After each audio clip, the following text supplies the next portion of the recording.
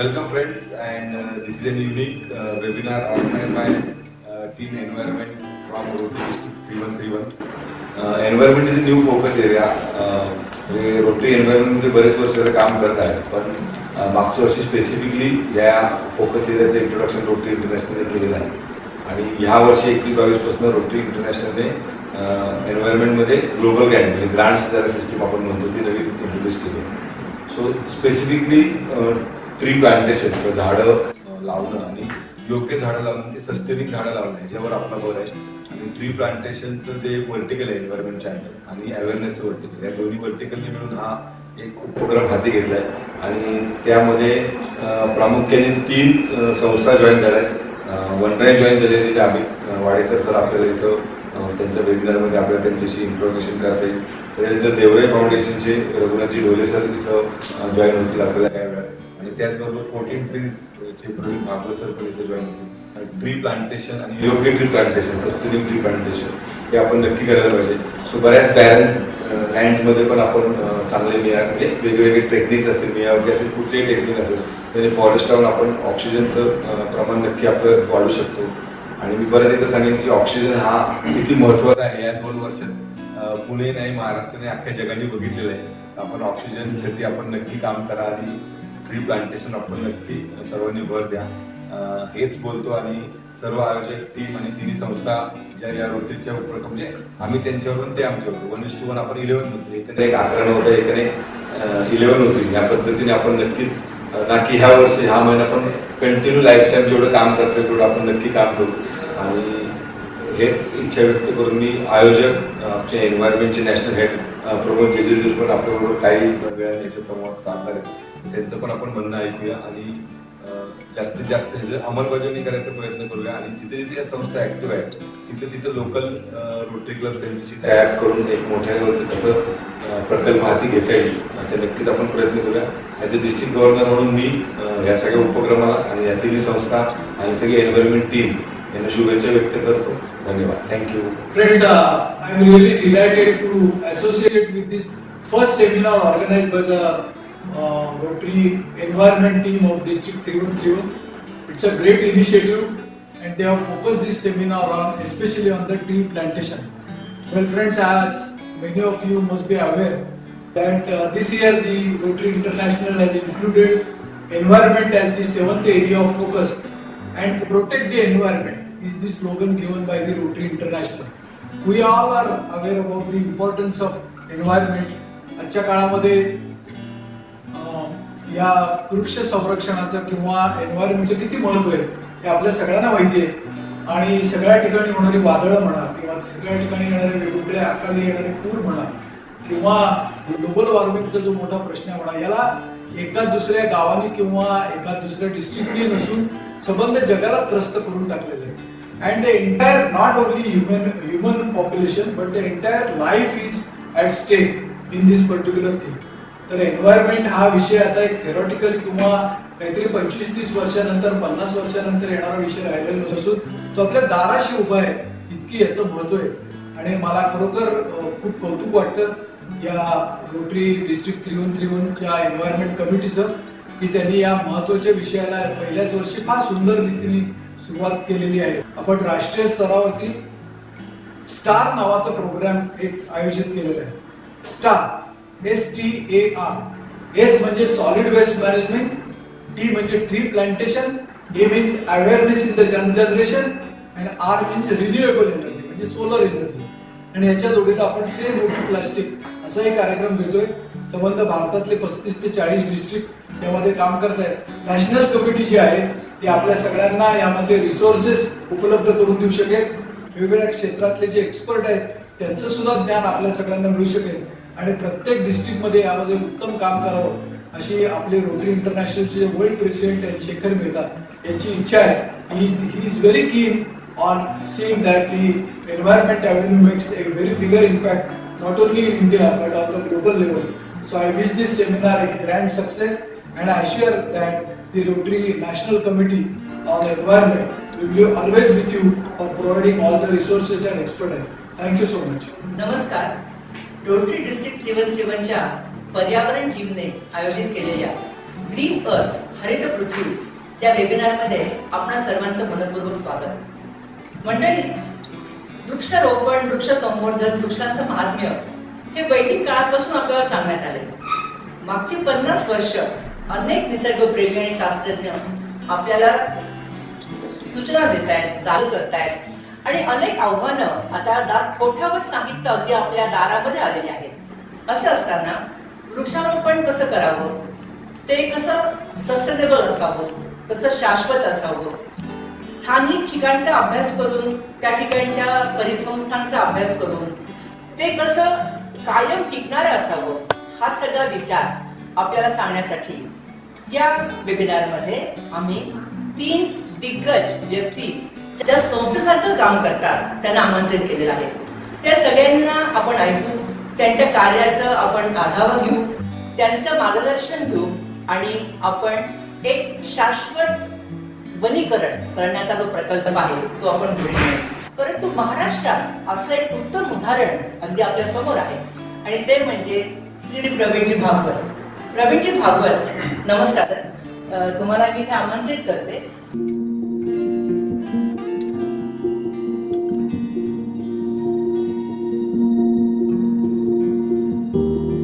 India is a country which has the largest amount of agricultural land available. You have cut all the jungles and converted them into agricultural land.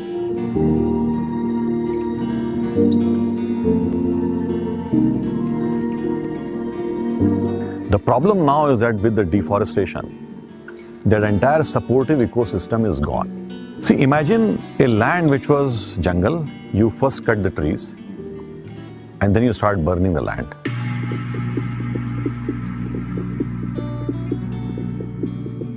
So what that means is that through natural means, the new trees cannot grow. Only the grass will come. And you use grass for grazing.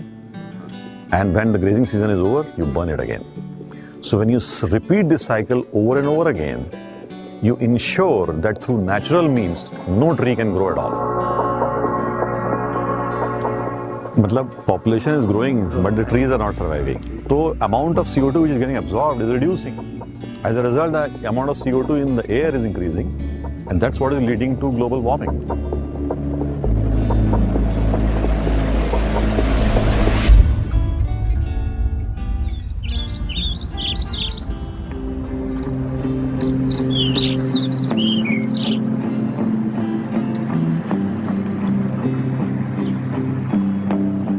I'm a technologist by profession. But my kind of weekend hobby is to spend time in nature, and more recently I have sort of gotten more and more drawn towards the idea of reforestation. At a personal level, I have been, transforming a barren patch of land into a green zone for the last 6-7 years.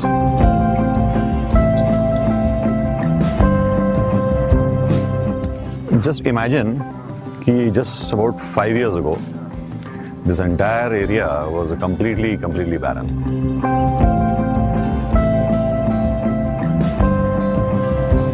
And in another 3 years, this will just become a dense jungle.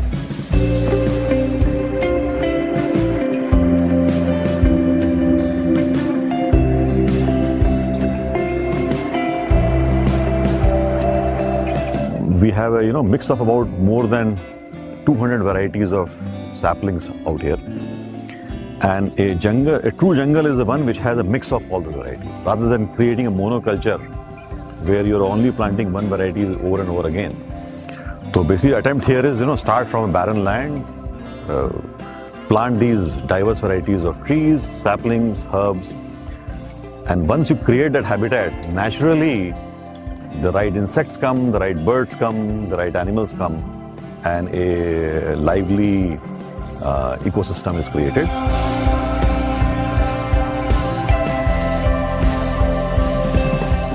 See, we do not use any chemical fertilizer at all. So we present a little bit of a tough condition for these seedlings to grow. Limited amount of water, limited amount of nutrients. Because the forestation that we are doing, we need saplings which can survive under tough climatic conditions.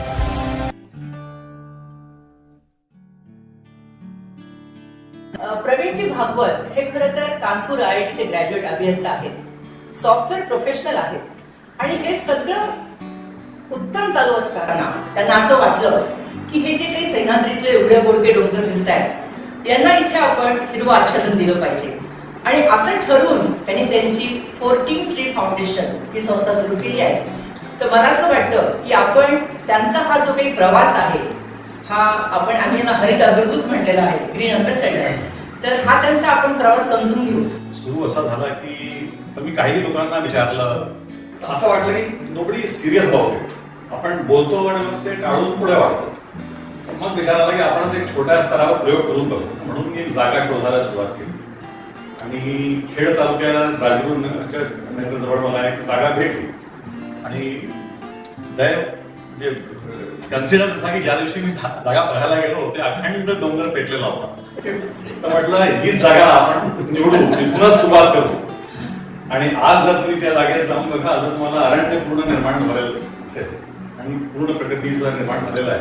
तर तो प्रयोग अजूनही चालू आहे. म्हणजे आम्ही हे नाही म्हणत की तो प्रयोग अगदी सफल झालेला आहे कारण की हे करून दाखवायचं की प्रकृतीचं नियोजन आपण अशा रूपाने कसं करायचं आणि सगळ्यांच्या आवश्यकताही पूर्ण होते आणि प्रकृतीचं संरक्षण पण होतं. ह्या विचाराने तो एक वीकेंड हॉबी म्हणून प्रोजेक्ट सुरू झाला.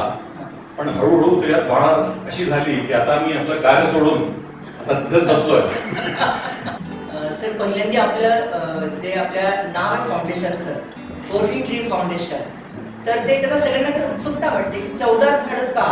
तर ते जर आमच्या जर का सांगितलं श्रोत्यांना व्ह्युअरना तर आवडेल आम्हाला. तर त्याची इंटरेस्टिंग स्टोरी आहे. सबंध सृष्टी जी आपल्याला दिसते चारी बाजूला ती फक्त पाणी आणि कार्बन डायऑक्साईडला जोडून बनलेली. That's it. That is the constituent of the entire nature. आणि ती कल्पना आली तर आपल्याला कळतं की जर आपण कोणतंही झाड बघितलं ते म्हणजे काय, झाड म्हणजे पाणी आणि कार्बन डायऑक्साईड. जेव्हा आपण श्वास घेतो आपण ऑक्सिजन घेतो आणि कार्बन डायऑक्साईड बाहेर काढतो आणि कार्बन डायऑक्साईडच्या अतिशय मात्रा असल्यामुळेच ग्लोबल वॉर्मिंग होत असते. तर त्याच्यात आपण योगदान देतो by staying alive and breathing and eating. तर एक माझ्यामध्ये जिज्ञासा आली आणि मी शोध कार्य करणारा व्यक्ती आहे की आपण कॅल्क्युलेट करू की आपण 100 वर्षाच्या आयुष्यात किती कार्बन डायऑक्साईड वातावरणात टाकतो. तर ते आपण कॅल्क्युलेट करून एक अंक आला. मग बघितलं की एक झाड लावलं तर किती कार्बन डायऑक्साईडचं शोषण होतं. तर तसं गणित करून एक अंदाज आला की जवळजवळ 14 झाडं जर व्यक्तीने लावली तर 100 वर्षाच्या आयुष्य तो ऋणमुक्त होईल. म्हटलं म्हणून आपण हा संदेश लोकांपर्यंत पोहोचवायसाठी ह्या प्रयोगाला हे 14 ट्रीज म्हणून एक नाव देऊ. आता हळूहळू लोकांना तो कन्सेप्ट आवडायला लागलाय आणि हीच सगळ्यांना मी विनंती करतो सुरुवात 1 पासून करा, पुढच्या वर्षी 2 1 लावा असं करत कर. एक होतं आणि सांगितलं बऱ्याच लोकांनी म्हटलं की 14 झाडं लावून पण काय होतं. It is almost like A drop in the ocean. आणि ही गोष्ट अगदी बरोबर आहे की त्यांनी काही ग्लोबल वॉर्मिंग सॉल्व्ह होणार नाही. पण काय की लोकांच्या संवेदना जेव्हा अशा गोष्टींबरोबर जुळतात तर त्यांच्या मनात अनेक दुसरे विचार पण येतात. त्यांच्या एक अवेअरनेस वाढते आणि त्या अवेअरनेसनी मग गोष्टी वाढतात. तर this is just a small beginning.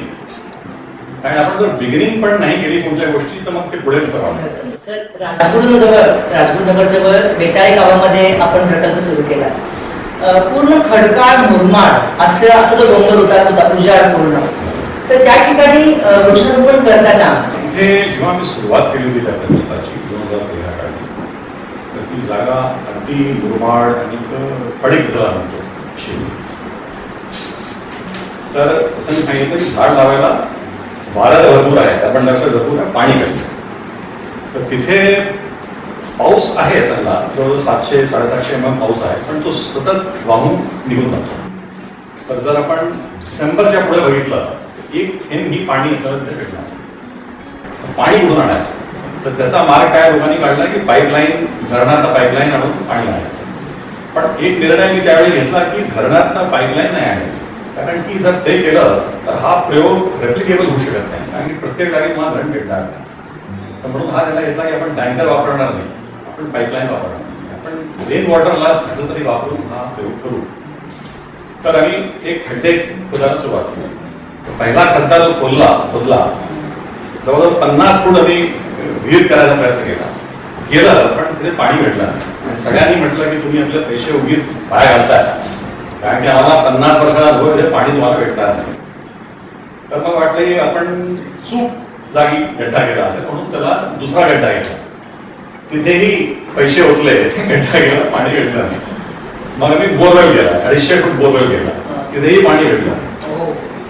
तर मग ठरवलं की आपण आता थोडंसं धैर्य ठेवून रेन वॉटर हार्वेस्टिंगवर थोडंसं लक्ष देऊ. तर असं आम्ही एक मोठे त्याला म्हणतो आपण पर्क्युलेशन पॉइंट्स करायला सुरुवात केली.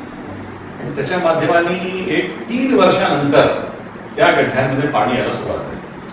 आणि आजची स्थिती अशी आहे की त्या गड्ड्यांमध्ये 35-40 फूट पाणी आहे आणि ते पाणी सतत आम्हाला एप्रिल मे जून महिन्यापर्यंत असतं.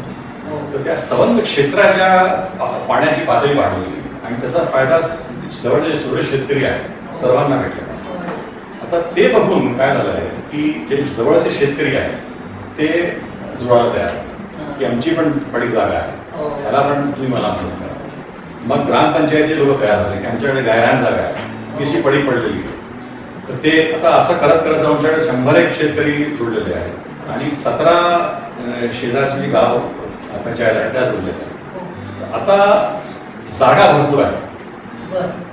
तर एक कल्पना अशी असू शकते की समजा रोटरीच्या एका डिस्ट्रिक्टने ठरवलं की आपल्याला पर्यावरणाच्या क्षेत्रात कार्य करायचं आहे, तर एक ग्रामपंचायत दत्तक घ्यायचं आणि त्यांच्या गायला जो मदत पाहिजे ती पुरवायची. म्हणजे तो संबंध क्षेत्र 10 एकर 20 एकर 50 एकर ही जागा हरित होईल.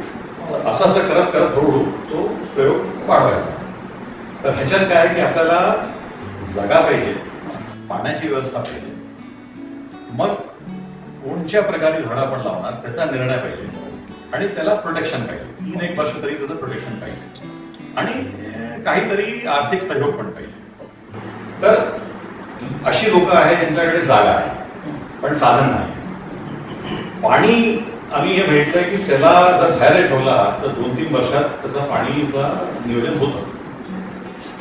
भरपूर तंत्रज्ञान आपल्याकडे आहे की कोणत्या प्रकारे झाडं लावायला पाहिजे, जे नैसर्गिक आहे, ज्याचा फायदा शेतकऱ्यांना आहे, तो ज्ञान आपल्याकडे आहे. आणि प्रोटेक्शन करायला आम्ही काय केलं की बांबूचे ट्री गार्ड्स तयार केले. बांबू त्या क्षेत्रात आहे, त्याला वापरून ट्री गार्ड करण्यासाठी जे आदिवासी पाहिजे तेही तिथे आहे, त्यांना रोजगार मिळतो त्या माध्यमातून. आणि त्याला सपोर्ट करायसाठी पुण्याचे भरपूर निसर्गप्रेमी आहेत. तर खरं म्हणजे जे रिसोर्सेस आपल्याला पाहिजे ते सर्व आहेत, फक्त त्याला एक जोडून त्याचं नियोजन करायची आवश्यकता आहे. तर 1430च्या माध्यमाने आम्ही तेच एक नियोजनाचं एक पॅटर्न तयार करतो. म्हणजे सर आपण 4 एकर जागा स्वतः विकत घेतली, त्या ठिकाणी आपण स्वतःचे तन्मन धन म्हणतो शब्दशः तसं आपण दिलं, वेळ भरपूर दिला. तो सगळा तुमचा प्रयोग यशस्वी झालेला बघून तुम्हाला आता आपण म्हटलं की 250 एकर पर्यंत तुम्हाला आता त्या ठिकाणी वनीकरण करता येणार आहे. पण जेव्हा कुणी एखादी बाहेरची व्यक्ती येऊन काम सुरू करते तर स्थानिक लोकांचा त्या ठिकाणचा प्रतिसाद जो पहिला असतो त्याचा आपला काय अनुभव आहे? म्हणजे असा कोणाला आला तर त्यांनी काय विचार करावा आणि कसं काम करावं अशा दृष्टीने विचारते आपल्याला. कोणतंही कार्य तुम्ही करायला निघाला आपल्या आयुष्यात तर त्यात काही ना काही विरोध किंवा काही ऑब्स्टिकल्स येणारच. आणि खरं म्हणजे मी एक उदाहरण साधेन की आपण एखादी मूवी बघायला गेलो, जवळपर्यंत त्या मूवीमध्ये थोडा ड्रामा नाही तेव्हापर्यंत आपल्याला त्या मजा येते. एकदम सगळे कीर्तन करून बसले 3 तास तर कोणी बघायला येणार. तर लकीली खूप एक्साइटिंग जर्नी झालेली आहे, खूप ड्रामा झालेला आहे, खूप गोष्टी झालेल्या आहेत. पण प्रत्येक ह्याच्यातनं काहीतरी आपल्याला नवीन विचार करायला कारण मिळतं, त्यातनं मार्ग निघतात. पण हे खरं आहे की त्याच्यात अडथळे येतात. तर आमचा प्रयत्न असाच आहे की ते अडथळे दुसऱ्यांना थोडे कमी मिळवून ह्याच्यासाठी जे सिस्टम्स प्रोसेसेस आणि आपण तयार करू शकतो तर त्यांनी अनेक लोकांना त्या प्रकल्पात भाग घेता येईल. पण हे मानसिक तयारी करून ठेवावी लोकांनी. कोणत्याही जीवनात कार्य अडथळेमुक्त शक्य नाही, ही हा प्रकृतीचा नियम आहे. झाडं जेव्हा येतं त्याच्यावर कीड लागणार, त्याच्यावर कीट येणार आणि त्याला तो फाईट करणार, तर तिचं पार्ट ऑफ लाईफ. म्हणजे सरांचा हा दृष्टिकोन आणि ही मानसिकता तुमची ही खूप महत्वाची आहे, ही लक्षात अगदीच ठेवली पाहिजे. म्हणजे अगदी कुठेही रेड कार्पेट वेलकम नसतं नाही, आणि नाही. अशा कामात तर अजिबातच नाही. आणि कितीही त्याच्यात सफलताही मिळाली तरी पुढचं रेड कार्पेट होईल असं पण नाही. असं पण असं पण नसतं. नाही. हे क्रम चालतच राहणार. म्हणजे आपण ज्यावेळी 4 एकर जमीन घेऊन त्या ठिकाणी वृक्षारोपण केलं, वनीकरण केलं, तर त्यावेळेला त्या ठिकाणची जैविक विविधता जी म्हणतो आपण इकोसिस्टम बायोडायव्हर्सिटी, तर याच्यातून अभ्यास करून त्या दृष्टीने आपण झाडं निवडली, तर कसा आपला तो विचार होता? हा, या क्षेत्राचा मला अजिबात तंत्रज्ञान नाही. अनुभव आय एम अ प्युअर काय म्हणतात अकॅडमिक रिसर्चर, की कोणताही नवीन क्षेत्र भेटला तर आपण थोडं वाचन करून त्याच्याबद्दल माहिती घेऊ, असं दृष्टीने सुरुवात केली. आणि दैवयोगाने मला इकोलॉजिकल सोसायटी ही एक संस्था बरोबर संपर्क आला 2013 काळी. त्याच्यात काय आहे की बॉटनी आणि त्या इकॉलॉजीचे भरपूर एक्सपर्ट्स आहेत. त्यांनी गायडन्स दिला की सह्याद्री क्षेत्राच्या ही झाडं आहेत जी तुम्ही लावायला पाहिजे, म्हणजे निसर्ग तिथे निर्माण होईल. कसं असतं की जी नैसर्गिक झाडं असतात त्याच्यावरतीच फुलपाखरू येतात, त्याच्यावरतीच किडे येतात, त्याच्यावरतीच पक्षी येतात. आपण कोणतं विदेशी झाड लावलं तर दिसायला खूप छान दिसेल, पण तरी तो निसर्ग तयार होत नाही, कारण की त्याचा जो इकॉलॉजीचा जो चेन आहे यासाठी त्या प्रकारचीच झाडं पाहिजे. तर आम्ही हळूहळू करून त्याची रोपं आणली, त्याचे कुठे बिया आणल्या भीमाशंकर जंगलात, त्याच्यातून रोपं तयार केली. असं करून आता जवळजवळ एक 250 प्रकारची झाडं वनस्पती तिथे आणून लावलेली आहे. आणि 2013 काळी एक आम्ही बायोडायव्हर्सिटी सर्वे केला होता. तर एकंदर आम्हाला एक 15 प्रकारचे पक्षी तिथे दिसले होते त्यावेळी. आता फेब्रुवारी महिन्यात आम्ही तो सर्वे परत केला 7 वर्षानंतर, आणि आता आम्हाला 65 प्रकारचे पक्षी तिथे दिसले. तर 7 वर्षात एवढं त्याच्यात परिवर्तन आपोआप नैसर्गिकप्रमाणे झालं. ते पक्षी सुद्धा आणले नाही, त्यांनी स्वतः शोधून ती जागा साफ शोधली आणि तिथे त्यांचे घरटे बनायला सुरुवात झाली. तर एक नेचर इकॉलॉजी रिस्टोरेशनचा जो उपक्रम आहे तो सुरू झालेला आहे. पण कमर्शियल आउटपुट त्यांना पाहिजे अशा दृष्टिकोनाने प्लांटेशन केलेलं नाही. पण कसं आहे की सस्टेनेबिलिटीसाठी हे महत्वाचं आहे की त्यात काहीतरी उत्पन्न असलं पाहिजे. पण असा मी दृष्टिकोन ठेवला आहे की सर्व विविध प्रकारे झाडं लावायची. काही झाडांचे पानं उपयोगी असतात, काहीची साल उपयोगी असतं, कशातनं थोडं औषधी तयार होतात. वड आहे, पिंपळ आहे, त्याच्यावर पक्षी असतात. तर त्याचं काही आपल्याला कमर्शियल बेनिफिट नाही, पण त्याचं असणं महत्वाचं आहे पर्यावरणाचं. तर विचार असा आहे की असं आपण अरण्य तयार करावं की त्याच्यातनं एवढा जर उत्पन्न निघाला की त्याच्यात काम करणारे जे ठाकर आदिवासी आहेत त्यांना जीविका मिळाली तरी पुष्कळ, म्हणजे ते सस्टेन आहे.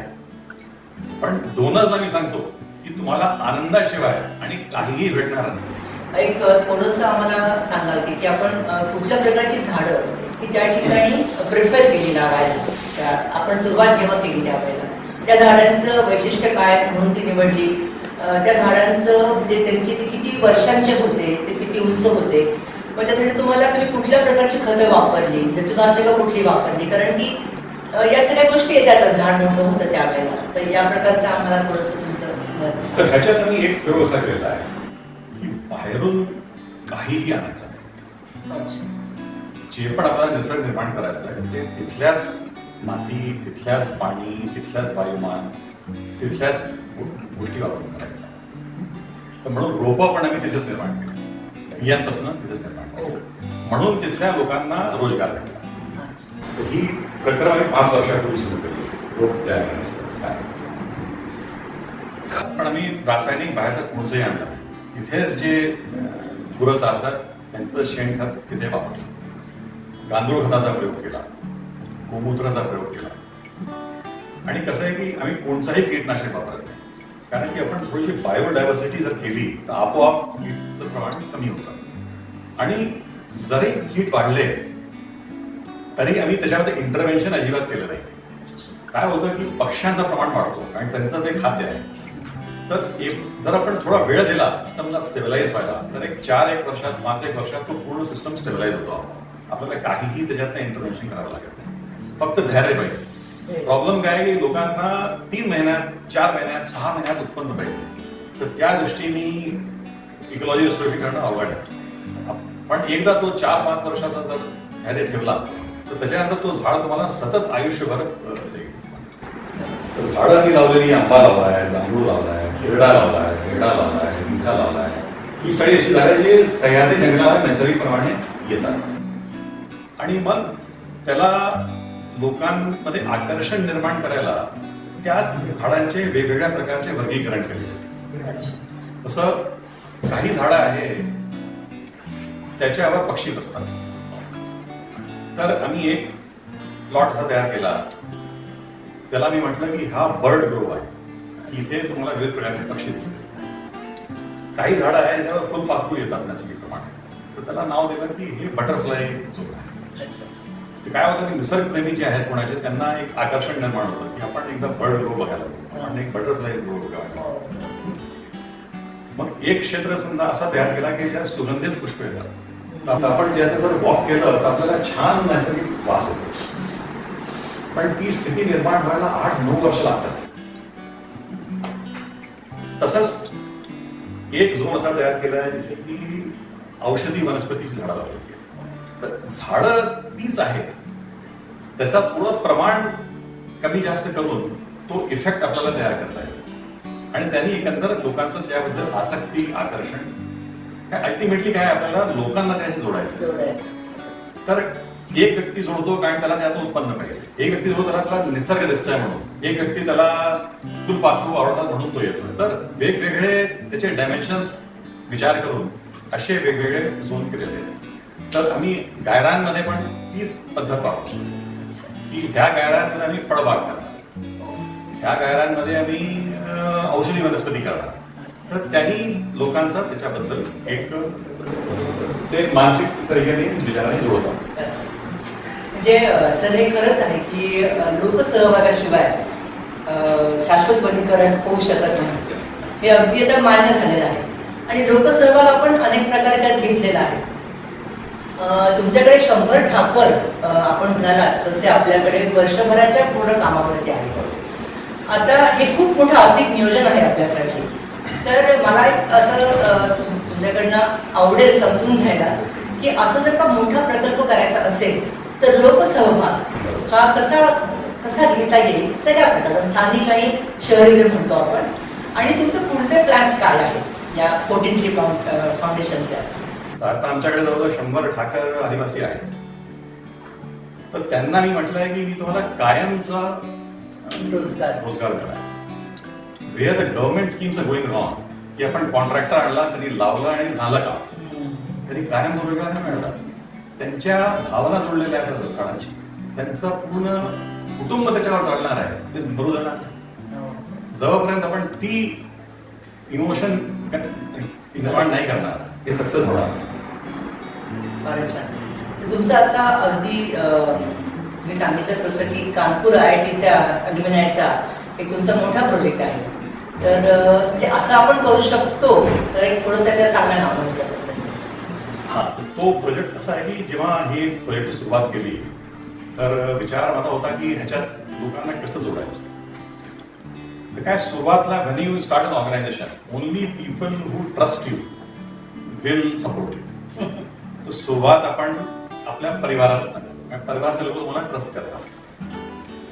पण परिवारच्या लोकांना कळलं की हे जर तू म्हणजे पूर्ण आयुष्याचं सेव्हिंग ह्याच्यात पेटवून टाकणार, तू पेटवायला थांबवायला सुरू करतोय पण ह्याच्यात घरचं सगळं पेटवून टाकतोय. म्हटलं आपल्याला घराच्या बाहेर जावं लागतं. तर घराच्या बाहेर कसं जायचं, आपल्या मित्रांकडे जायचं. I started talking to my friends. आणि since I am from IIT Kanpur, community is very close knit and very dynamic and passionate set of people. तर एक इन्सिडेंट असा झाला की मागच्या वर्षी IIT कानपूरची डायमंड जुबली होती इन्स्टिट्यूटची, त्याचे 60 वर्ष झाले. आणि करोनामुळे संबंध विश्वभरामध्ये त्यांचे जे सेलिब्रेटरी फंक्शन होते सगळे कॅन्सल झाले. खूप मोठा कार्यक्रम होता की Paris, London, Zurich, California, New York सगळ्या जागी कार्यक्रम होणार, ते सगळं कॅन्सल झालं. तर मी डायरेक्टरला संपर्क केला की डायमंड जुबली इयर हेच आहे, आता करोनामुळे काही करता येत नाही. तर मी असं करतो की आपल्याकडे 40,000 ॲल्युमनाय आहेत वर्ष पूर्ण जगभरात. मी प्रत्येकाच्या नावाचं एक झाड लावेल. आपण आपली डायमंड ज्युबली ह्या रूपाने सेलिब्रेट करू. तर तो आयडिया सगळ्यांना आवडला की हे छान आहे, आता सगळे घरी बसलेत, सगळं झाडं जगून होत्या. तर म्हणून एक तो प्रोजेक्ट सुरू केला आणि त्याच्यात माझे बॅचमेट्स आहेत, पुढच्या सगळ्यांचा म्हणजे तो प्रोजेक्ट सध्या एक्झिक्यूट होतोय. आणि प्रत्येक व्यक्ती एक झाड डोनेट करणार आणि 150 एकराचं जंगल तयार होतं. तर हा एकदा प्रोजेक्ट झाला की मग हाच आयडिया दुसरे इन्स्टिट्यूटचे लोक पण करू शकतात. एक क्लबच्या नावाने आपण एक जंगल करू शकतो, एक अर्ध्या एकराचं, 1 एकराचं जंगल. असं करत करत जे सोशल ग्रुप्स आहेत खरं म्हणजे ते आपल्या रिसोर्सेसला पूल करून असं वनीकरण करू शकतात. तर त्यांनी काय फायदा आहे, एकतर काहीतरी कॉन्क्रीट फॉर्म मध्ये काही लाईव्ह मेमोरियल तयार होतं, त्याच्यात नॅचरल कन्झर्वेशन होतं, एम्प्लॉयमेंट जनरेशन होतं, प्रगती निर्माण होतं. ते it's a win win for everybody. आणि खर्च किती आहे, एक झाड आपण स्पॉन्सर करायचं. आजकाल काय आमचा खर्च जवळजवळ एक 1500 रुपये एक झाडाला जगवायचं. कारण की आम्ही अशा जागी झाडं लावतोय जिथे अजिबात पाणी नाही. आम्ही खड्ड्या खोदायपासून, विहिरी खणायपासून सुरुवात आहे. पण आजकाल आपण कॉफी प्यायला गेलो स्टारबक्सला की 3 कप कॉफी घेतली की आपलं 1500 रुपये बिल येतात. एक 100 वर्षाच्या आयुष्याचं झाड तयार झालं. तर अशा परिकल्पनांनी हळूहळू तो प्रचार करायला सुरुवात झालेली आहे. आणि ज्यांना आवडतो कन्सेप्ट ते हळूहळू जोडले जातात. तर ह्याची सुरुवात तिथे आहे. पण कल्पना अशी आहे की ह्याला आपण वाढवून सर्व जागी वाढवायचं. आणि जो कोणी पण व्यक्ती त्याची इच्छा आहे, इथे थोडी पडीक जागा आहे, लोक बरं करणे आहे, तर त्यांना जोडून आपण असे प्रयोग हजारो वर्षात सुरू करू शकतो. प्रवीणजी, तुमचा सगळा प्रवास आणि सगळं तुम्ही जे काही विचार करताय भविष्याचा, हा खूपच प्रेरणादायी आहे. आणि ही जी काही शाश्वत वनीकरणाची जी काही प्रक्रिया आहे त्याला अजून उत्तम आणि शास्त्रीय पद्धतीने एक उत्तम चालना मिळते, वेग मिळते. आपण इथे आलात, आमच्याशी संवाद साधलात आणि एक उत्तम असं उदाहरण आमच्या डोळ्यासमोर आहे.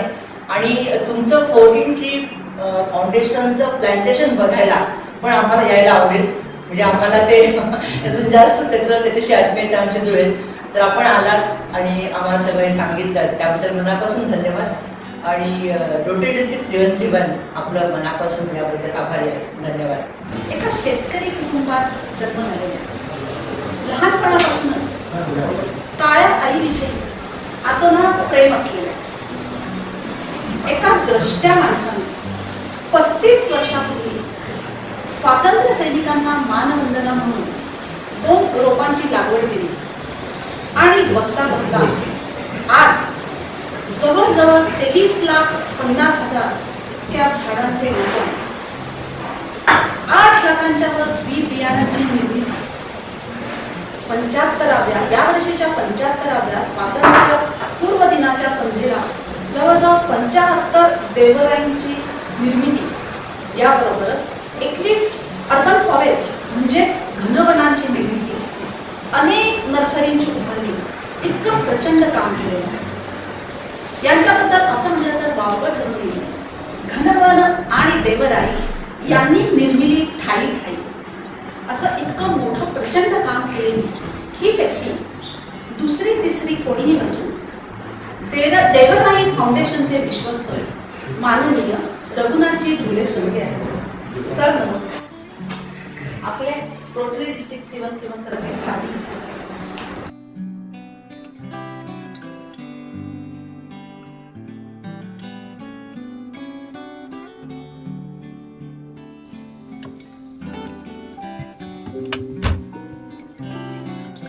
इथं वर आलं की मला सगळं जग दिसतं. कुणी म्हणून अरे माझे मित्र, अरे चल ना युरोपला, अरे फार भारी चल जाऊ आपण. तुम्हाला असं वाटतं की युरोपला जाऊन काय, तिथे जाऊन पण काय करणार, एवढे पैसे खर्च करणार आणि 10-15 चांगले संपर्क दिसून असं फरक काय पडणार आहे. आणि इथंच तेवढाच वेळ, तेवढे पैसे जर इथं खर्च केले, याच्यात काहीतरी निर्मिती होते.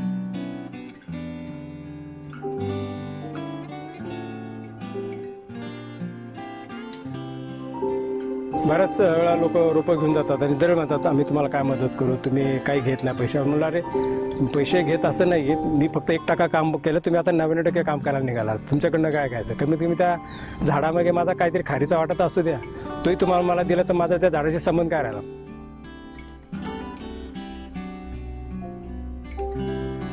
35 वर्षापूर्वी वडिलांनी मला एका लग्नाला जायला सांगितलं आणि त्यांच्या मित्राचं मुलाचं लग्न होतं आणि ते मला म्हणजे 5 रुपये तो हायर कर. तर मी लग्नाला गेलो आणि विचार केला की हायर करणं म्हणजे आपण आलेले तिथे हे देणं म्हणजे प्रेझेन्सी देणं असं असतं शक्यतो आणि लग्नात आशीर्वाद महत्त्वाचे असतात. मी तो हायर न करता तसंच निघालो आणि मग त्याची तिकडून जाताना निवारा वृद्धाश्रम होता नारायणपेठेमध्ये आणि तिथे एका संस्थेने रोपं विक्रीसाठी ठेवली. त्या विक्रीतनं ते पैसे त्या वृद्धांना मिळणार होते. मग त्यातले मी 5 रुपयाची 2 रोपं विकत घेतली आणि ती जाताना माझ्या ऑफिसमध्ये युनिव्हर्सिटीमध्ये मी ती लावली त्यांच्या लग्नाची आठवण म्हणून. तर ती रोपं आता अशी झालेली एवढी मोठी माझ्या कवळेसुद्धा मावत नाही. मला नेहमी मी आता इतर लग्न सगळं विसरलो पण ते लग्न कधी विसरलं नाही म्हटलं. नंतर माझ्या वाचनात आलं की बाबा एक झाड जर 50 वर्ष जगलं तर 17 लाखाचं ऑक्सिजन देतं, 34 लाख रुपयाची माती वाहून जायचं थांबतं, 34 लाख हवेचे प्रदूषण कमी करतं. म्हणजे एक झाड जर 50 वर्ष जगलं तर 1,06 लाखाचं कॉन्ट्रीब्युशन आपल्या मातृभूमीला देतं ते.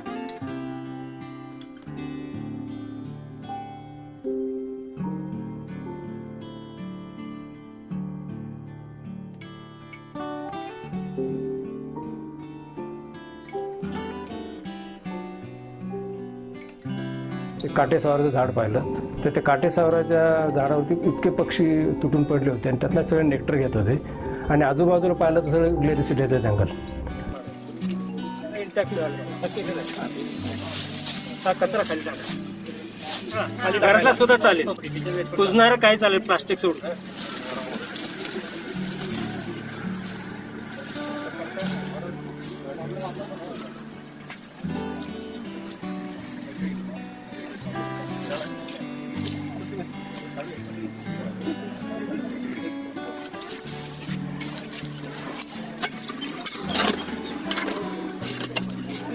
प्लॅस्टिक पिशवीत असतं ना त्यावेळेस पाणी टाकायचं. हां त्याला आदल्या दिवशी पण टाकायचं. उभं राहायला पाहिजे सरळ.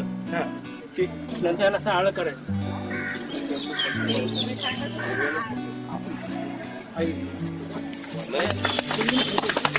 सर, दिवसेंदिवस वाढणारं हे शहरीकरण, सगळीकडे ज्या शहरात अत्यंत मोठ्या मोठ्या सिमेंटच्या ज्या भिंती तयार होत आहेत, सिमेंटची जंगलं म्हणून अत्यंत प्रतिकूल परिस्थिती.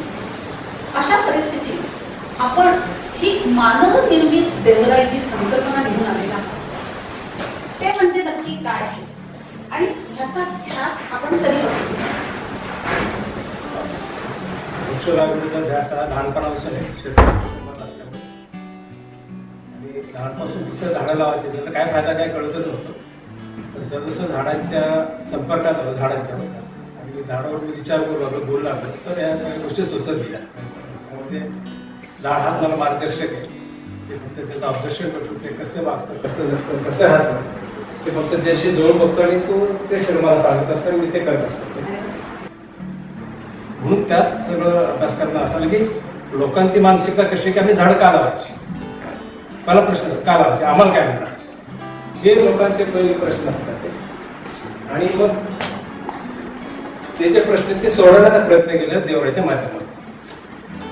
देवराई असा एक प्रोजेक्ट आहे की त्याच्या जवळजवळ 119 प्रकारच्या जातींची 515 झाडं 1 एकरमध्ये लागतात सरसर. त्यामध्ये गवतापासून तर मोठ्या वृक्षापर्यंत ती झाडं असतात. कारण जो मूळ देवाला आपण पाहिलेला ह्या कुणी निर्माण केलेल्या नाही, ते हजारो वर्षापासून टिकून आहेत. त्या देवरामध्ये नद्या सुद्धा उगम पावतात की त्या वर्जिन जागा आहेत त्या.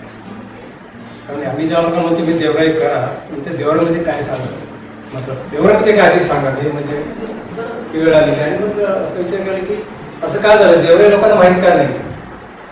तसं शिवाजी महाराजांचं नाव, संत तुकारामांचं नाव, विठोबांचं नाव, अशी नावं आपल्या पूर्वजांनी ठेवली आपल्या मुलांची नाव ठेवली. तुकाराम नाव ठेवलं, कोणी विठोबा ठेवलं, शिवाजी नाव ठेवलं. हे त्यांनी आपल्या पूर्वजांनी का ठेवले की त्यांच्या तोंडात स्मरण व्हावं त्या नावाचं आणि त्यांचं महत्व राहावं, म्हणून ही नावाच अजरामर झाली. बरोबर. पण देवराई असं कोणी नाव ठेवलं नाही कोणाचं, त्यामुळे ती विस्मरणात गेलेली आहे. त्याचं स्मरणात आणायचं असेल तर मग हे देवराई करणं गरजेचं आहे. पण देवराई निर्मितीचा ध्यास तुम्ही का घेतला? तेच ना, त्याचा ध्यास हे सगळं मी त्याच्याशी गेलो तर माझ्या लक्षात आलं की देवऱ्या का निर्माण करायच्या गोष्ट मागे गेली. मग त्यांना तर स्मरण राहायचं आहे म्हणून हे देवऱ्या निर्माण करायची आणि त्याच्या मूळ देवऱ्या आहेत ह्या कुणी निर्माण केलं ते 1000 वर्षापासून टिकून येते. म्हणून आता मानवनिर्मित देवऱ्या निर्माण करायचा आहे. मूळ देवरा कुणी जगाच्या पाठीवर कुठलाही माणूस निर्माण करू शकत नाही, पण मानवनिर्मित देवरा करू शकतो. आता मानवनिर्मित देवरा म्हणजे काय की आम्हाला फारशी झाडं ओळखता येत नाही. 10-15 झाडं साधारण लोकांना ओळखता येतात. इतक्या प्रकारची वनस्पती ओळखताच येत नाही, बी ओळखता येत नाही, झाडं कशी लावायची माहित नाही, नर्सरी कशी करायची माहित नाही. म्हणून हे सगळं गोष्टी आहे देवराईतनं आपल्याला करता याव्या म्हणून ह्या देवराईचा म्हणून ती उगम झाली आहे मानव देवराचा. त्याच्यामध्ये जसं म्हटलं की अनेक प्रकारच्या वनस्पती अशा प्लॅन पण लावलेले आहेत. प्रत्येकाच्या 4 झाडं लावलेली आहेत आणि त्याला एक व्यवस्थित आर्किटेक्चर असं प्लॅनिंग केलं प्लांटेशनचं. कारण नेहमी असं वाटतं की एखादं रोप आहे ना ते कधी म्हणत नाही की तुम्हाला लाव म्हणून, कुणीच म्हणणार असतं रोपाने की तुम्हाला लाव, पण आपण लावतो आता गरज म्हणून, आवड म्हणून, काहीतरी देणं म्हणून. पण 3 गोष्टी त्याला लागतात बेसिकली कुठल्या झाडाला. एक तर त्याला पाणी मिळालं पाहिजे, त्याला संरक्षण मिळालं पाहिजे, त्याला वाढायला जागा मिळाली पाहिजे. या 3 गोष्टी जर असल्या तर झाडं बी लावलं तर त्याचं वृक्ष झाल्याशिवाय राहणार. मग त्या सगळ्या विचार करून ह्या देवऱ्याचा प्लॅन बनवलेला की ह्या 3 गोष्टी त्याला मिळायला पाहिजे. हा प्लॅन सगळा तुम्ही स्वतः बनवलेला आहे आणि त्याची संकल्पना पण सगळी मुळात तुमची आहे. बरोबर. सर, एक देवराई निर्माण करायला साधारण कमीत कमी जागा किती लागते आणि जास्तीत जास्त जागा किती? कमीत कमी 1 एकर जमीन लागते. 1 एकर कमीत कमीत एक असते. त्याच्यामध्ये प्रत्येक झाडाच्या 4 स्पीसीज असतात. त्या 1 एकरमध्ये 400 ग्रीड असतात 10 वादाचे आणि 4 ग्रीडमध्ये एक प्रकारचं झाड. समजा गावठी आंबा असेल, 4 पळस असतील, 4 बहावा असेल, 4 तामण असेल, प्रत्येक 4 झाडाचं तो नियोजन असतं लावायचं. ते का आता तसं कुटुंबामध्ये नवरा बायको मुलगा मुलगी असेल की ते चांगले एकत्र राहताना चांगले भरपूर कधी मोठ्या कळस होतात. तशी ती 4 झाडं ना चांगली वाढतात एका ठिकाणी असल्यामुळे. आणि एका झाडाचं दुसरी सावली पडणे हा काय प्रकार नसतो, म्हणजे प्रत्येकाला न्याय मिळतो चोट्याने ते झाड चांगलं वाढतात. म्हणून ते 4 झाडाचं नियोजन केलेले. मध्ये एक रस्ता ठेवलेला आहे, त्याच्यामध्ये सगळ्या वेली लावायच्या. त्या वेलीच्या मांडवाच्या आतमध्ये यायचं, तिथे 20 बाय 20 एक छोटंसं बांबूचं झोपडं आहे, तिथे लोक बसतील, त्याचे प्लॅन असतील ह्या खणामध्ये कुठली झाड आहेत वगैरे, नंतर एक वॉटर बॉडी तिथे. कारण इतके सगळे जर आपण त्याचं प्लॅनिंग केलं, झाडं लावली तर प्राणी पक्षी फुलपाखरं मधमाशी सगळे तिथे येतात.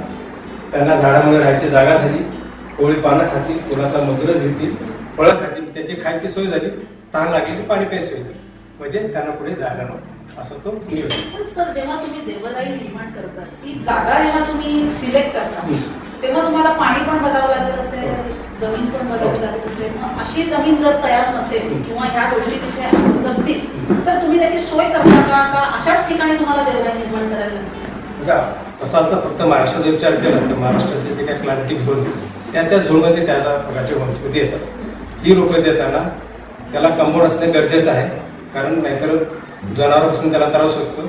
खड्डे खांदे गरजेचे, ते खड्डे खांदताना त्यात कचरा टाकूनच झाडं लावायची. ह्या 3 गोष्टी आपल्याला सोय कराव्या लागतात. बघा, आपल्याला जर कुटुंब चालायचं, आपण आपला प्रपंच करतो की नाही, तसं आता झाडाचा प्रपंच करायची वेळ आहे. मग आपल्या प्रपंच करताना सगळ्या गोष्टी सोय जशी करतो तशी ह्यांची केली तरच ते जगणार आहे. कारण आपण माहिती की आपल्याकडे घनदाट अरण्य होती, की सगळी आता कमी कमी होत आलेली. आता ती जर पुन्हा अरण्य उभे करायचे असेल तर आता आपल्याला वेळ द्यावा लागणार. जसं आपण कुटुंबाला वेळ देतो तसा जर वेळ दिला तरच ह्या देवऱ्या उभ्या राहणार. कारण देवऱ्याचा सुद्धा फायदा असा की जशी पुस्तकं लागली तशी झाडाची लायब्ररी. आम्हाला आता झाडं ही कागदावर वाचायची, प्रत्यक्षात वाचायच्या, त्यामुळे आम्ही झाडं वाचू शकतो. आम्हाला लक्षावधी बी मिळणार, त्याच्यापासून आम्ही त्याच्यापासून नर्सरी करू शकतो. त्या नर्सरीतनं आपण आजूबाजूला गावात करू शकतो. म्हणजे गावात तिथे देवराई जसा प्रकल्प आहे, म्हणजे गावामध्ये लोकांना ह्या सगळ्या गोष्टी मिळतील. आणि पुन्हा त्याचं जर बी मिळालं तर नर्सरी करून खऱ्या अर्थाने आपल्याला रोपं तिकडे तिकडे लावता मिळतील. म्हणजे त्यांनी दरवेळी बाहेरनं रोपं आणायची नाही, त्यांची तुमच्या गावातच सोय करायची कायमची. कारण ही वृक्ष लागवड आता ही सुरुवात आहे. खरं म्हणजे आता अनेक वर्ष लागणार आपल्या झाडाला, कारण जितकी काय गॅप पडलेली आता आजही झाडं तुटतात, तुटत जाणार आहेत आणि सगळे देशीच तुटतात. त्यामुळे तीच जर पुन्हा जर लावायची असतील तर आपल्याला ही प्रॉपर, म्हणजे मला असं म्हणायचं की वृक्ष लागवडीला प्रॉपर दिशा ही एक देवराची सीड बँक आहे. असे सीड बँक गावागावात होणं तयार होईल की जेणेकरून पुढे रोपं तयार झाली तर रोजगार सुद्धा मिळेल आणि खऱ्या अर्थाने वृक्ष लागण्याची दिशा मिळेल. एक देवराई निर्माण करायला साधारण लागणारा कालावधी किती? म्हणजे एकदा तुम्ही सगळं रोपण केलं, सगळं इन्फ्रास्ट्रक्चर तिथे रेडी केलं तर ती देवराई पूर्णपणे त्या देवराईमध्ये हे होण्यात किती कालावधी? 7 ते 8 वर्षाचा कालावधी आहे. पण 2 ते 3 वर्षांत झाडे 10 ते 15 फूट वाढू शकतात. बी मिळायला आपल्याला थोडा वेळ लागते, पण 3 ते 4 वर्षामध्ये झाडामध्ये तुम्ही तिथे जाऊन बसू शकता. जसं एक तिथं म्हणले की बांबूचे झोपडा असेल, तिथे तुम्ही गावाची मीटिंग घेऊ शकाल, पुन्हा कोणाचा वाढदिवस साजरा करू शकाल, बारसं करू शकाल, किंवा आपल्या घरी जर कोणी पाहुणे आले त्या पाहुण्याला ती सगळी झाडं लोकांना घेऊ शकाल. कारण आम्ही त्या देवळामध्ये प्रत्येक झाडाची माहिती सुद्धा दिलेली आहे. त्याचा फुलाचा फोटो कसा आहे, पानाचा फोटो कसा आहे, त्याचं बॉटनिकल नाव काय, त्याची मेडिसिन यूज काय आणि जनरल यूज एवढी A4 साईजमध्ये लॅमिनेटेड माहिती सुद्धा दिली. मग बाकीचं देवराई वाचायचं असेल तर तुम्ही 2 तास जाता. म्हणजे येणाऱ्या माणसाला लहानापासून तर थोरापर्यंत सगळ्या त्याचा अभ्यास करता येईल. आणि जे म्हटलं की बी नंतर जे आम्हाला मिळणार आहे तर कोणी 4, 5, 10 वर्षानंतर तुम्ही मिळाला सुरुवात होणार आहे, पण 3 वर्षामध्ये तुम्हाला तो फील येईल, तो इफेक्ट येणार. पण मग हे सगळं निर्माण करताना त्याचं आर्थिक नियोजन कसं करतात? आज मी म्हणतो की माझ्या पंजोबांनी जे झाड तोडलं तेच मला लावायचं. मला कोण सांगणार की कुठलं तोडलं? नाही, ह्या देवऱ्यामध्ये म्हटलं उत्तरे देवऱ्यामध्ये म्हटलं ती कुठली झाड तोडली तीच तयार करून तीच लावायची. आता ह्याच्यात नियोजन म्हणजे आमचा गार्डन डेव्हलपमेंटचा व्यवसाय. त्याच्यात जे काही मला फायदा होतो तो मी पुन्हा झाडासाठी खर्च करतो. म्हणजे झाडापासून घ्यायचं, पाहिजे तेवढं ठेवायचं, बाकी ज्याचं त्याला परत करायचं. मग त्याच्यात कष्ट फार असतात. आणि लोकांना सांगताना हे सांगतो की रोप देणे 1% काम आहे, जगवणं 90% काम आहे. कारण लोकांचं कॉन्ट्रीब्युशन त्यात 90%. मग आपण 1% टाकायचं काय घ्यायचं? मग लोक सहभाग तुम्हाला गावात कसा मिळतो? आणि त्या देवऱ्याचा त्या गावाला फायदा होणार आहे. कारण जे काही गावामध्ये जे काही गावाची मिटिंग असेल ते तिथे घेऊ हे झालं म्हणजे शकतात. तुमचा उद्देश सफल होते हा. म्हणून ते आमच्या ते पंचायत देवरा ते त्यासाठी झालेले आहेत की गावागावामध्ये 2 महिन्यामध्ये जवळजवळ 60 देवऱ्या झालेले आहेत. आणि आज मी इथे बसलोय, पण आमचं नसेल ते 3 देवराची बाहेरचं काम चालू आहे. सोलापूरहून आलेले आणि एक महाडवरून आलेले. म्हणजे ही देवरा इतकी लोकांच्या हृदयापर्यंत मनापर्यंत पोहोचलेली आणि प्रत्येकाला वाटतं गावामध्ये की आमची एक देवरा असावी. तिथे आम्ही आमची मिटिंग, आपलं सगळं माहिती की देवरामध्ये पॉझिटिव्ह एनर्जी फार असते. मूळ देवरा येतात पॉझिटिव्ह फार असते, कारण त्याच्यामध्ये प्राणी, पक्षी, फुलपाखरं, मधमाशा हे सगळे येत असतात. त्यांच्या सानिध्यामध्ये ती पॉझिटिव्ह एनर्जी जास्त असते. मग त्या ठिकाणी जर तुम्ही गावाची मिटिंग घेतली, वाढदिवस साजरा केला तर त्यांना ते सगळ्यात ऊर्जा मिळते. ऊर्जा मिळते. आणि सगळ्यांनी श्रमदान करायचं. स्मार्ट वर्क जसं म्हणतात ना की सगळं द्यायचं नाही, तुम्ही त्यांना जे गरजेचं आहे तेवढंच द्या. रोप फक्त द्या, कारण तेवढी रोपं तिथे मिळत नाही. आता पुढे आम्ही त्यांना तिथे नर्सरी करून 10 वेळा जो नंतर पुढे उभं करणार आहे, पण त्यांना फक्त रोप दिलं, बाकी सगळा खर्च त्यांना करणार. आपण म्हणतो ना आयते काय दोन, आम्ही आयते असं म्हणत नाही.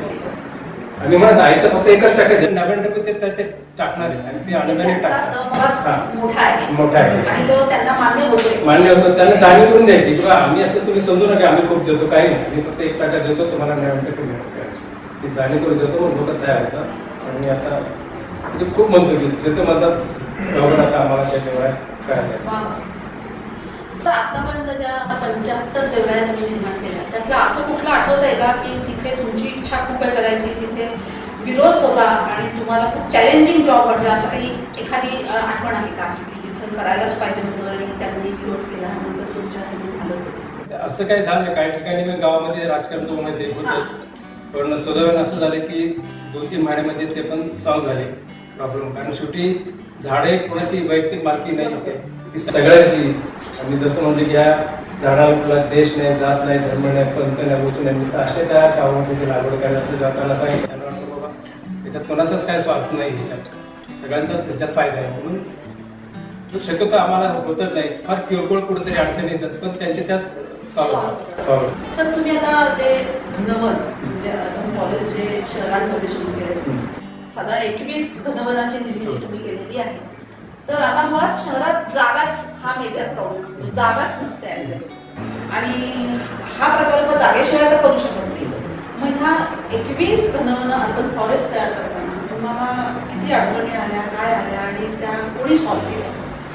असेल मेनूपेक्षा घरून करायची का वेळ आली ते मी थोडंसं सांगतो.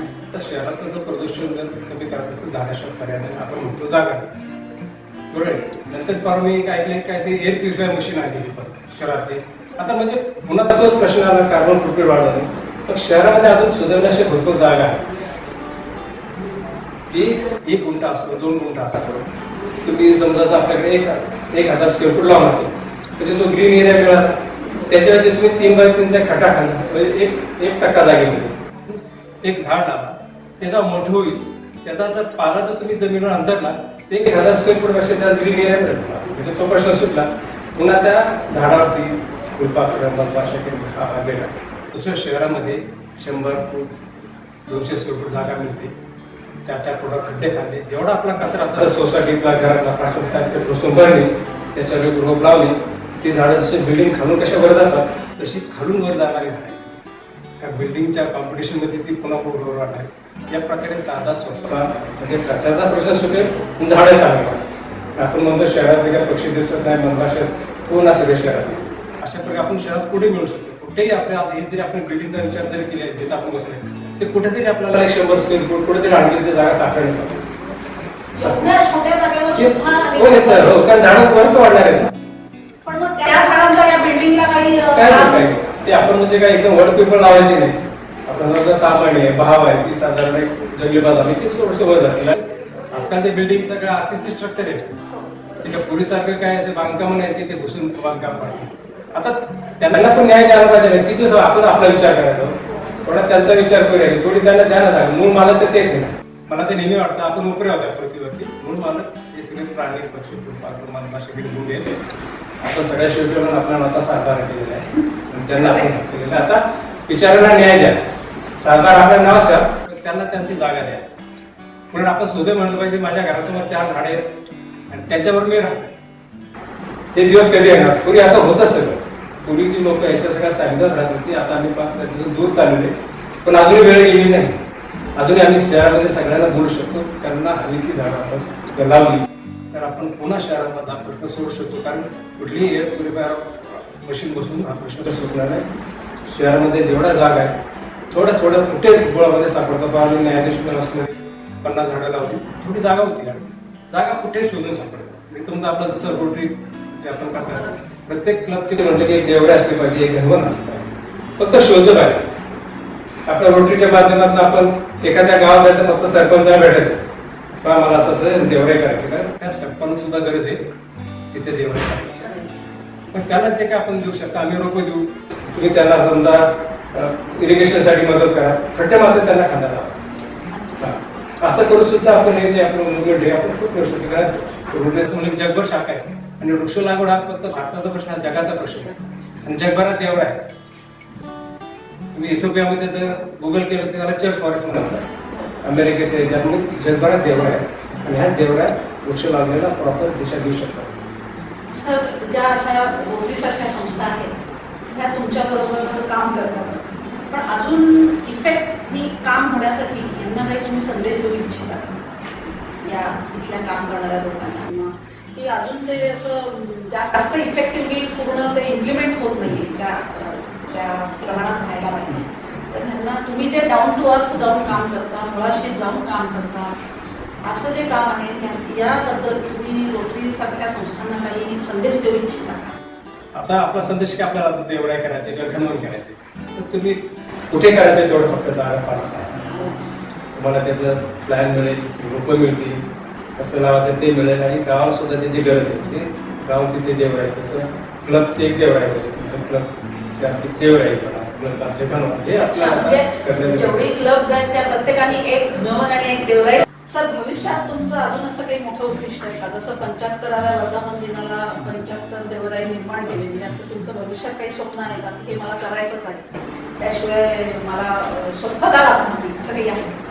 स्वप्न म्हणजे तेच की जसं म्हटलं की स्वातंत्र्य सलामी होणे सुरुवातीला जो 50 वर्ष पूर्ण झाली, काहीतरी तीव्रते एक जाहिरात होती की 50 वर्ष पूर्ण झाली, मग आपण कशा पद्धतीने सेलिब्रेट करावं. म्हणून ते करताना विचार केला की आपण नुसतं सांगायचं काय, आपण स्वतः काय करू का. म्हणून 50,000 झाड लावायचा संकल्प केला. तो 2 वर्षात पूर्ण झाला. तो इतका आनंद झाला, इतकी चांगली लोक भेटली गेली, तर तोच पुढे करत करत आता जवळजवळ पुढे 16-20 वर्षानंतर 10 लाखाचा संकल्प पूर्ण झाला. आता 23 लाख लागवड झालेली. आणि हे सगळं करताना हे देवराईची निर्मिती, घनवनाची निर्मिती ही त्याच्यामध्ये 100% सक्सेस मिळा म्हणून झालेली.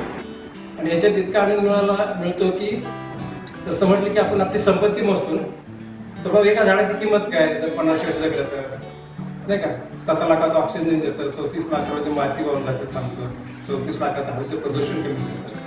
म्हणजे मुलांनी मला या नेटवरनं माहिती सांगितली की एक झाडाची किंमत 1 आहे. वा, किती कोटी, कित्येक कोटीची संपत्ती तुम्ही मला- म्हणजे याच्यापेक्षा अजून किती श्रीमंत व्हावं म्हणतो. मग अशी आपली श्रीमंती वाढतच आहे. आपल्या भविष्यातील ज्या काही उद्दिष्ट आहेत त्याच्याबद्दल आमच्या खूप शुभेच्छा. अतिशय सुंदर मार्गदर्शन केलं आहे. निश्चितच आम्ही तुमच्याबरोबर उभं राहील आणि धन्यवाद निर्मितीला निश्चितच मदत करू. खूप खूप आभार. धन्यवाद. 1875 साली आपल्या राष्ट्रीय गीताचे रचयिते स्वर्गीय बंकिमचंद्र चटर्जी यांनी भारत भूमीला सुजलाम सुफलाम शस्य श्यामलाम म्हणजेच फळा फुलांनी बहरलेली, वृक्ष संपत्तीने भरलेली अशा भरमातेला प्रणाम केलेला आहे. परंतु अमर्याद वृक्षतोड, वाढती लोकसंख्या, प्रदूषण या सर्व गोष्टींमुळे केवळ भारत माता नव्हे तर संपूर्ण मानवजात एका विनाशाच्या उंबरठ्यावर येऊन ठेपलेली आपण बघत आहोत. अशा या परिस्थितीत एका विशिष्ट ध्येयाने प्रेरित झालेल्या शाश्वत विकासाचा प्रारंभ स्वतःपासून सुरू करून जनमानसात मोठ्या प्रमाणात कार्य करणाऱ्या काही मोजक्याच लोकांमध्ये वनराई ही एक प्रामुख्याने संबोधलेली संस्था आहे. 1986 साली पद्मविभूषण डॉक्टर मोहन धारिया यांनी निर्माण केलेली वनराई ही एक केवळ संस्थाच नसून भारत भूमीला पुन्हा एकदा सुजलाम सुफलाम बनवण्यासाठीचे एक मोठे जन आंदोलन आहे.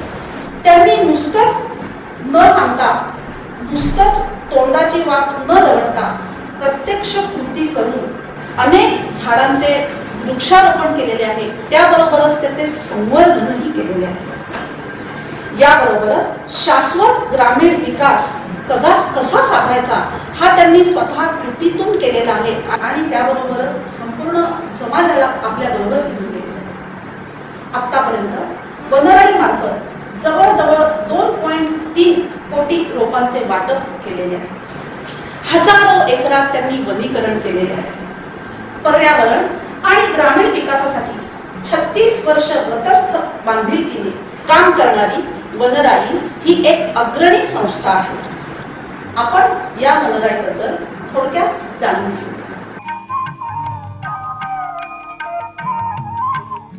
उन्हामध्ये सगळे डोंगर तापतात, माती तापते. जेव्हा पाऊस पडतो तर सगळी माती खाली वाहून येते. शास्त्रज्ञांचा अंदाज असा आहे की या देशामध्ये दरवर्षी 600 कोटी टनापासून 1200 कोटी टन माती याशी वाहून खाली येते. या सगळ्या नद्या चहाच्या पाण्यासारख्या दिसतात ना पावसाळ्यात, त्याचं कारण ते आहे. आणि किती माती वाहून जाते, शास्त्रज्ञांनी असा आकडा काढलाय की एवढी माती जर आम्ही वाचवू शकलो ना तर आणखी 5 कोटी अन्नधान्य आपण अधिक निर्माण करू शकू अशी परिस्थिती आहे. तर माती आणि जमीन ह्यातला फरक जरा लक्षात घेतला पाहिजे. हे सगळं जे मोठं क्षेत्र आपल्याला दिसतं ना, ही सगळी जमीन आहे. पण ज्या जमिनीमध्ये जीवाणू निर्माण झाले आहेत की जे ती जमीन उत्पादनक्षम ठेवतात, त्याला माती म्हणतात. आणि असा 1 इंचाचा मातीचा थर तयार करण्यासाठी निसर्गाला 500 ते 1000 वर्ष लागतात. आणि अशी ही अत्यंत बहुमोल माती इतक्या मोठ्या वेगानं जर वाहून जाणार असेल तर आज आम्हाला ते जाणवत नाही, पण येणाऱ्या संबंध पिढ्यांचं मी नुकसान करतो. त्यांचं नुकसान करून आम्हाला जगण्याचा अधिकार नाही.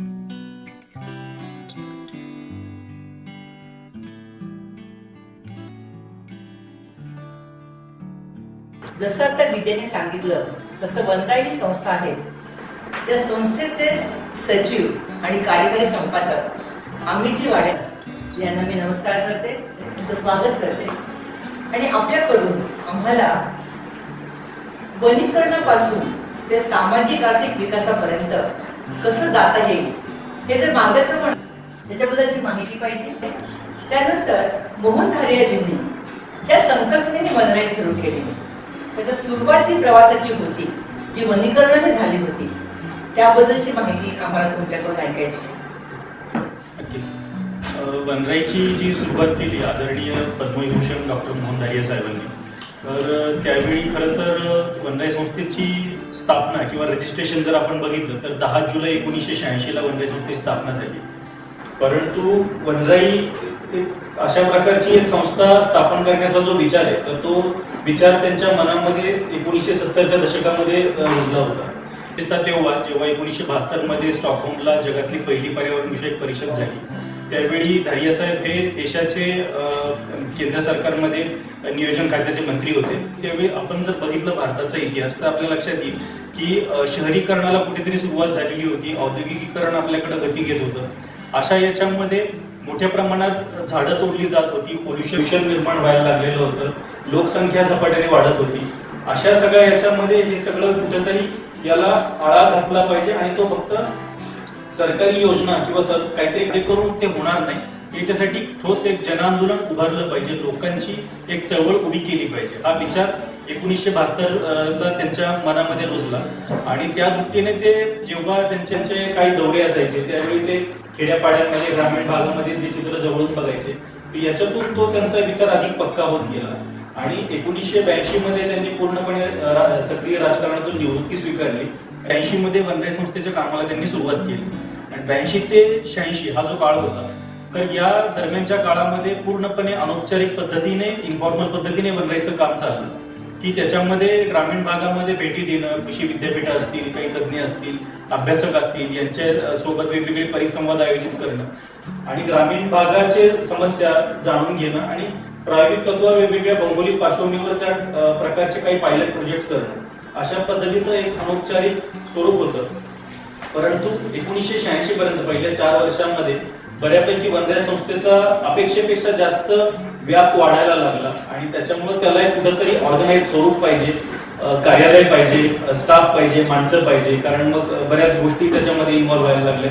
तर त्या सगळ्या पार्श्वभूमीवर त्यांनी महाराष्ट्र पब्लिक ट्रस्ट ऍक्ट जो आहे तर त्याच्या अंतर्गत वनराई संस्थेची स्थापना केली आणि वनराई हे जर नाव जर बघितलं आणि वनराईचा लोगो आपण आजही जर बघितलं तर आपल्या लक्षात येईल किंवा आम्हाला बरेच जण विचारतात की वनराई म्हणजे आम्हाला वाटलं होतं की तुम्ही फक्त झाडं लावता किंवा झाडं वाचवता, पण तुमचं बरंच मोठं काम आहे, बरेच थीमॅटिक एरियामध्ये तुम्ही काम करता. तर ते नेमकं कसं काय आणि मग वनराई नाव कसं काय?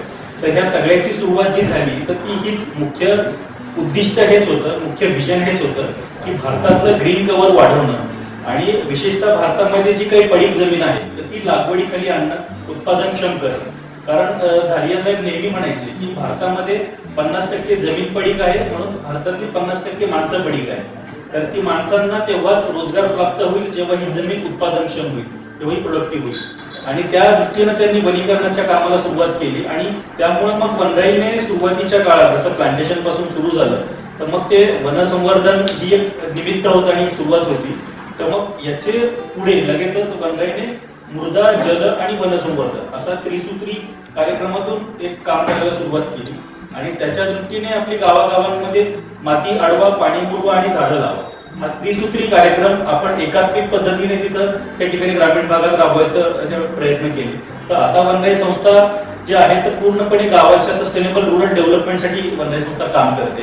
म्हणजे झाड हा त्याचा एक केंद्रबिंदू आहे आणि त्याच्या भोवती मग ते शेती असेल, शेतीशी संबंधित त्याच्यावरचे फूड प्रोसेसिंग असेल, महिला बचत गट असतील, त्याचबरोबर शैक्षणिक विकास असेल, पर्यावरण शिक्षण असेल विद्या मुलांना, हेल्थ फॅसिलिटीज असतील, सॅनिटेशन फॅसिलिटीज असतील आणि परत आता म्हटलं तसं काही बायोगॅस किंवा असे काही हे असतील.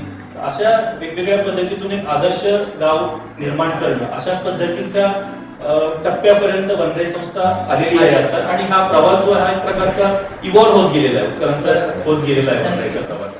मला तुम्हाला असं विचारायला आवडेल की तुम्ही ज्या वेळेला आपल्या संस्थेने ज्या वेळेला सुरुवातीला वनीकरणाचा विचार केला त्यावेळेला त्या ठिकाणची परिसंस्था, जैविक विविधता, तिथली माती हा सगळा विचार करूनच आपण केलेला आहे.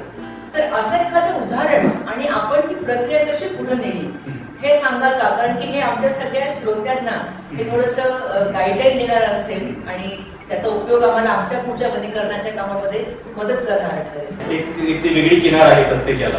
त्यामुळे पण जेव्हा सुरुवातीच्या काळात जे वनराईच्या मार्फत जे काही प्रकल्प राबवले गेले जसं आपण आता की स्थानिकांना त्याच्यातून काय मिळणार आहे आपण एक लक्षात घेतलं पाहिजे की जेव्हा वन विभागाकडून तिथल्या आदिवासी समाजासाठी अटकाव केले जातात किंवा जात होते त्या संयुक्त वन व्यवस्थापन होण्याच्या आधी त्यावेळी मग कुठेतरी त्यांचे जे वर्षानुवर्ष पिढ्यानपिढ्यांच्या ज्या उपजीविकेच्या संधी होत्या तर ते एक प्रकारे आपण हिरावून घेतलो. आपण जर बघितलं की ओरबाडण्याची पद्धत जी आहे तर ती आपल्या शहरी मानसिकतेमध्ये जास्त आहे. आदिवासी मानसिकतेमध्ये तसं नाही. त्यांच्या गरजेपुरतं जेवढं लागतंय तेवढं ते आणतात. वाळलेले लाकडाला प्राधान्य देतात जरी कशासाठी वापरायचं असेल तर. आणि फळं, मध, फुलं हा त्यांचा अधिकार आहे त्या सगळ्या वनांवर त्यांचा पिढ्यानपिढ्यांचा.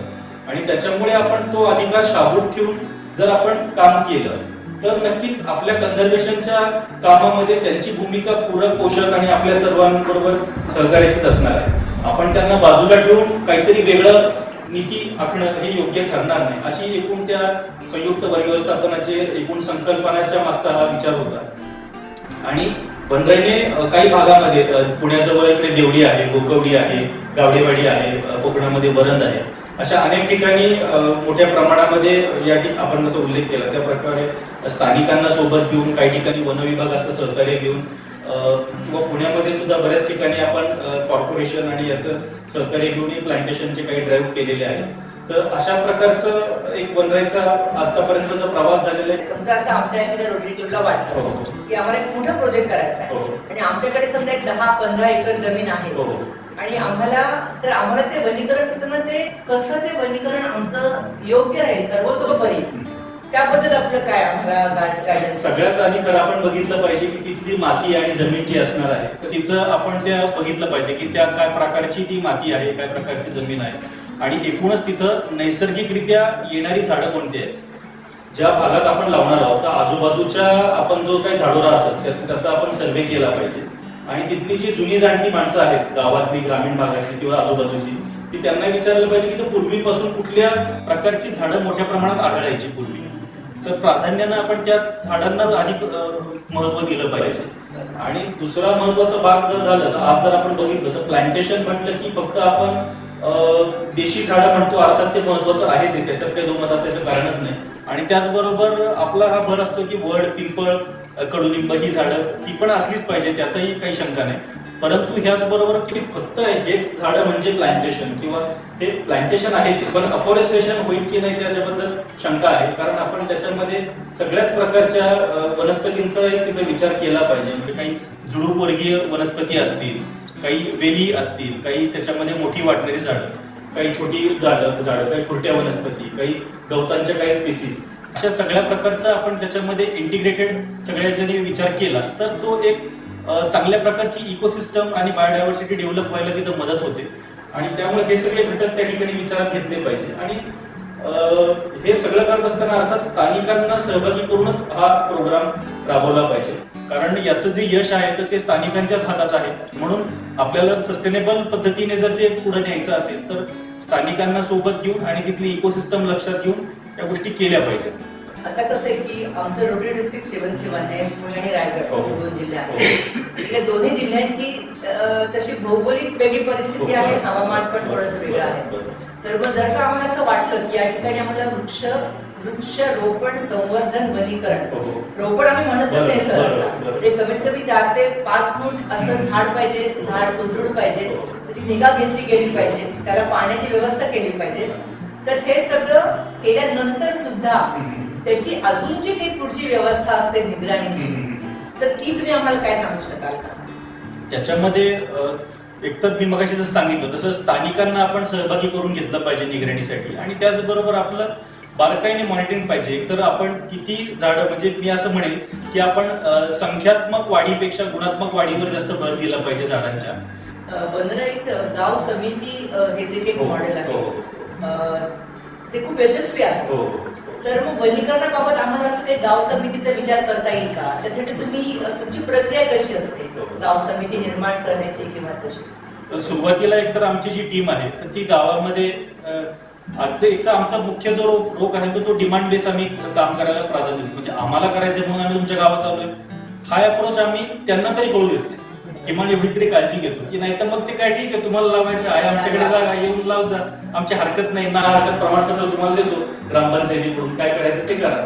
पण ह्या अप्रोचने आपल्याला, कारण ते टिकणारं काम होत नाही, तर आपण त्यांना आवश्यकता वाटावी यासाठी त्यांना आपण काही गोष्टी लक्षात आणून देतो. काही ठिकाणी एक्सपोजर व्हिजिट त्यांच्या घडवून आणतो, त्यांना मोटिवेट करतो. आणि मग त्यांच्याबरोबर वारंवार जेव्हा काही मीटिंग्स होतात तेव्हा त्याच्यातले की मेंबर्स लक्षात यायला लागतात की गावामधले की मेंबर्स कोण आहेत. म्हणजे कोण कदाचित ग्रामपंचायतीचे पदाधिकारी असतील, कोण एखादा गावातला एखादा वयोवृद्ध व्यक्ती असेल की ज्याच्या शब्दाच्या बाहेर कोणी नाही, किंवा एखादा तरुण कॉलेजचा मुलगा असेल की जो अगदी चुणचुणीत आहे आणि तो असे आपण काही की मेंबर आयडेंटिफाय करतो. त्यात काही महिला असतात, वेगवेगळे समाज घटकातले त्यांना आपण प्रतिनिधित्व देतो त्याच्यामध्ये. आणि हे सुरुवातीला त्यांना इन्फॉर्मली आपण एकत्र आणतो आणि मग एकत्र आणल्यानंतर मग त्याला थोडं फॉर्मल स्वरूप देतो समितीचं.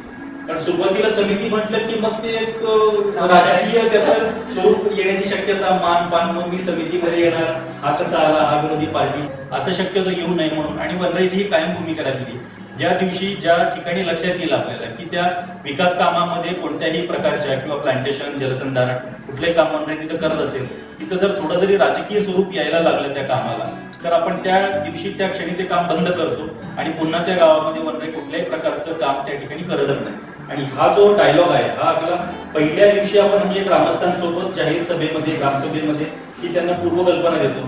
त्यामुळे तुमचे जे काही राजकीय पक्ष असतील, जे काही झेंडे असतील, ते सगळे बाहेर ठेवून आपल्याला काम करायचं आहे गावाच्या शाश्वत विकासासाठी.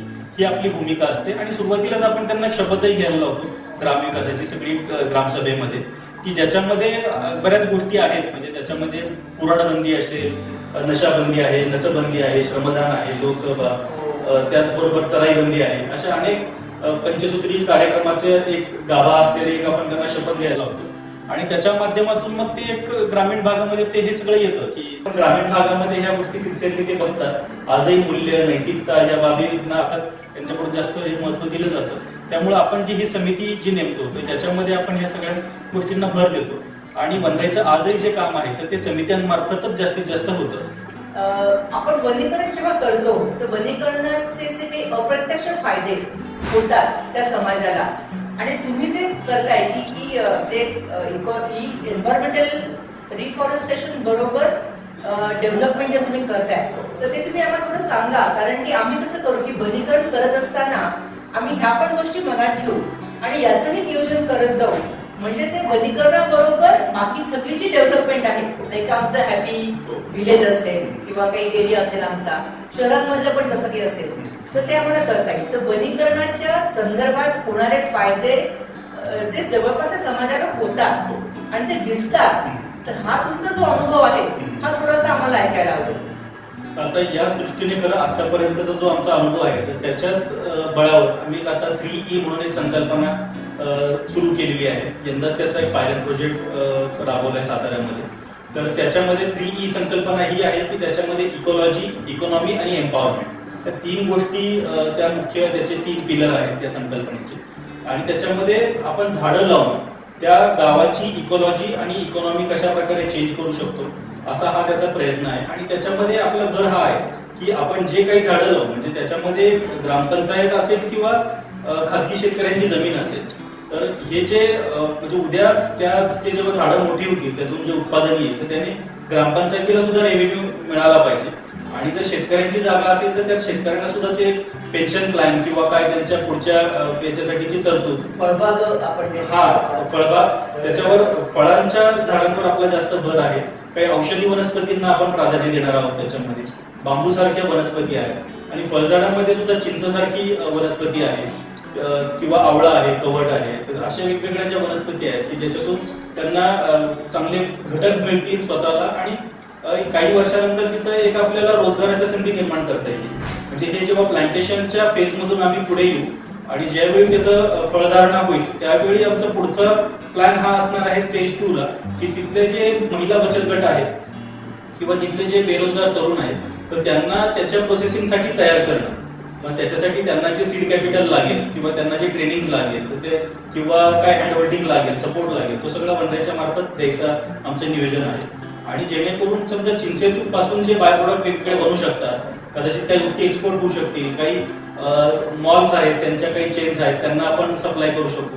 अशा पद्धतीचा तो प्लॅन आहे जेणेकरून एंड टू एंड सोल्युशन त्या ठिकाणी मिळू शकेल. आणि त्याच्यातून अर्थात बाकी पशु पक्षी आणि त्यांना सगळ्यांना जो फायदा होणार आहे तो तर आहेच आहे, परंतु प्रत्यक्ष गावाच्या इकॉनॉमीला सुद्धा तो बेनिफिट देणारा हा कार्यक्रम करणार आहे. असं हे सगळं प्रयोजन आहे.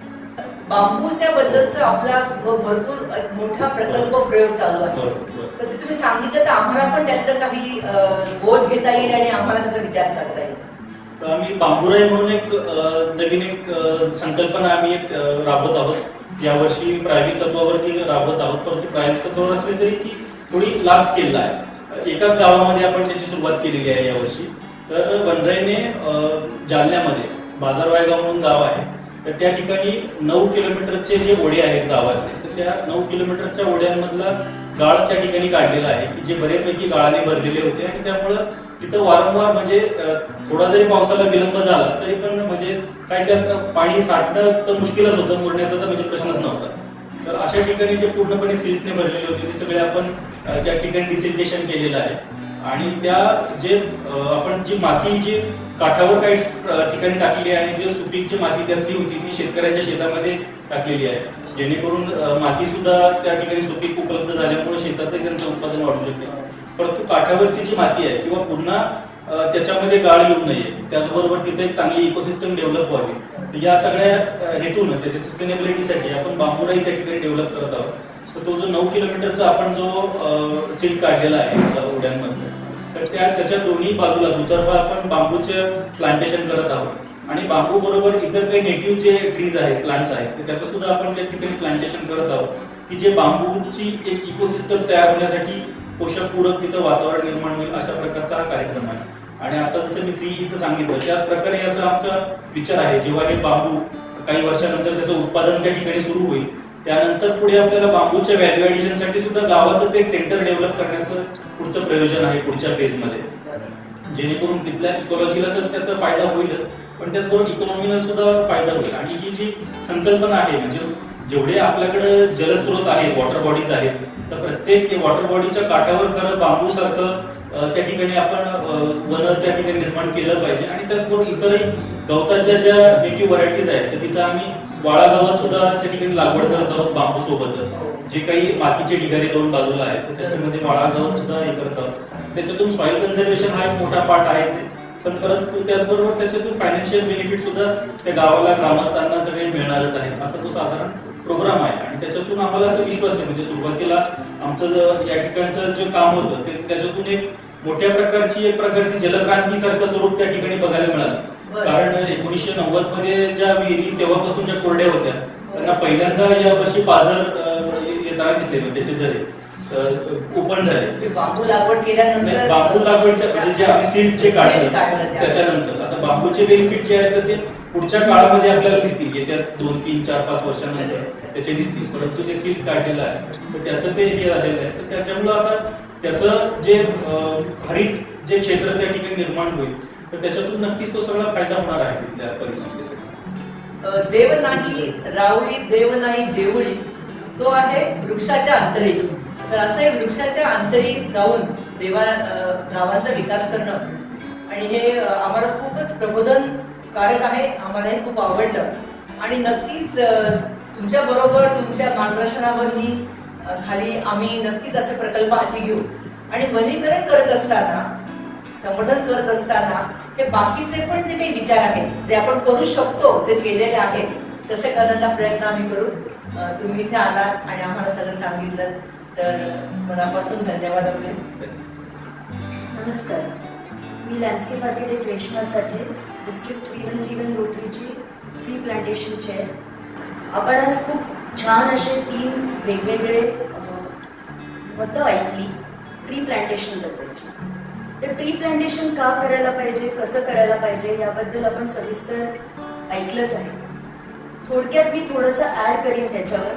फॉरेस्ट टाईप्स ऑफ इंडिया हे एक www.frienvis.nic.in या संकेतस्थळावर जाऊन आपल्याला आपल्या देशामधले वेगवेगळे जे फॉरेस्ट टाईप्स आहेत त्याबद्दल माहिती मिळू शकते. ती माहिती इझिली अवेलेबल आहे आणि ती कोणालाही या संकेतस्थळावर जाऊन उपलब्ध असते. आणि त्या माहितीमध्ये आपल्याला वेगवेगळ्या प्रकारची झाडं कुठल्या एरियामध्ये कुठली झाडं लावावी हे आपल्याला त्यावरनं कळतं. जगभरात 31% फॉरेस्ट कव्हर आहे, पण भारतात मात्र ते 23% उरलं आहे. आपल्या पॉप्युलेशनच्या हिशोबाने आपल्याला जेवढं फॉरेस्ट कव्हर हवं आहे आपल्या सगळ्यांच्या सुदृढ जीवनासाठी, त्यापेक्षा हे अत्यंत कमी आहे. खरं forest cover should be more than 60%. आपण आज हे इथे तीन व्यक्तींशी, भागवत सर, डोले सर आणि वाडेकर सर यांच्याशी संवाद साधला. त्यातून आपल्याला कळलं की कसं फॉरेस्टेशन कसं करावं, वनीकरण कसं करावं. कुठल्याही झाडाला पाणी हे फक्त 3 किंवा 4 वर्ष लागतं. तर तुम्हाला पाण्याची व्यवस्था करावी लागते, कारण की ते पाणी इझिली अवेलेबल नसतं सॉईलमध्ये. त्यामुळे जर मातीत पाणी असेल, जर मातीमध्ये पाणी धरून ठेवण्याची क्षमता असेल तर ते करायला लागणार नाही आपल्याला. पण कारण की आपलं डिग्रेडेशन मातीचं एवढं झालेलं आहे, तर आपल्याला आता ती आर्टिफिशियली पाणी पुरवठा करायला लागतो. तर हा पाणी पुरवठा पण 3 ते 4 वर्षच, मोठ्या झाडांना त्याची रिक्वायरमेंट 3 ते 4 वर्षच असते. सो तेच जे इक्विपमेंट आहे प्लंबिंगचं, इरिगेशनचं, ते आपण दुसरीकडे नेऊन हे अफॉरेस्टेशन करू शकतो. सो तो एक भाग मला सांगायचा होता. दुसरी गोष्ट अशी की जसं अमित सरांनी सांगितलं, जसं नुसतं झाडं लावून कामाचं नाहीये, तर त्याचबरोबर झाडांबरोबर त्यावर वाढणाऱ्या वेली, त्यावर त्याच्या खाली फॉरेस्ट फ्लोअर, आम्ही ज्याला फॉरेस्ट फ्लोअर म्हणतो, किंवा जंगलाचा जो जमिनीचा भाग आहे, तर त्या भागावरती वाढणारे जे छोटे प्लांट्स आहेत, श्रब्स आहेत किंवा क्रीपर्स आहेत, ते सगळे पण आपल्याला तिथे एस्टॅब्लिश करायचे असतात. तरच ती इकोसिस्टम रिजनरेट होते. नुसती झाडं लावून उपयोग नाही. आता झाडं लावणं किंवा फॉरेस्टेशन सक्सेसफुल झालं की नाही हे आपण कसं समजू शकतो, तर जर सॉइलमध्ये म्हणजे मातीमध्ये इनफ नंबर ऑफ कीटक असतील, म्हणजे आपण माती अशी नखानी उकरून पाहिली आणि त्याच्यात आपल्याला दिसलं की काही छोटे छोटे किडे त्यातनं बाहेर येत आहेत. किडे ओळखू नाही आले तरी चालतील, पण जर असे किडे आपल्याला दिसले तर त्या अर्थी ती माती खूप हेल्दी आहे, ती माती खूप चांगल्या क्वालिटीची आहे आणि तिथे कुठल्याही प्रकारचं झाड हे इझिली जगू शकेल. फॉरेस्टेशन झाल्यानंतर सुद्धा तिथे परत परत जाऊन तिथला फ्लोअर असा आहे की नाही, म्हणजे वेगवेगळ्या झाडांनी आच्छादलेला आहे की नाही, तिथे कीटक आहेत की नाही, किडे मुंग्या आहेत की नाही, झाडावर किडे मुंग्या दिसत आहेत की नाही, पक्षी दिसत आहेत की नाही, हे पाहत राहणं फारच गरजेचं आहे. तरच ते अफॉरेस्टेशन सक्सेसफुल झालं असं आपण म्हणू शकतो. मी अशी इच्छा करते की रोटरी डिस्ट्रिक्ट 3131 हा जो वेबिनारचा एन्व्हायरमेंट अवेअरनेससाठी जो उपक्रम हाती घेत आहे त्याला खूप चांगला प्रतिसाद मिळेल आणि रोटरीचे इतर डिस्ट्रिक्टच नाही तर इतर अनेक सामाजिक संस्था या सगळ्याचा विचार करून अशा प्रकारचं अफॉरेस्टेशन करतील.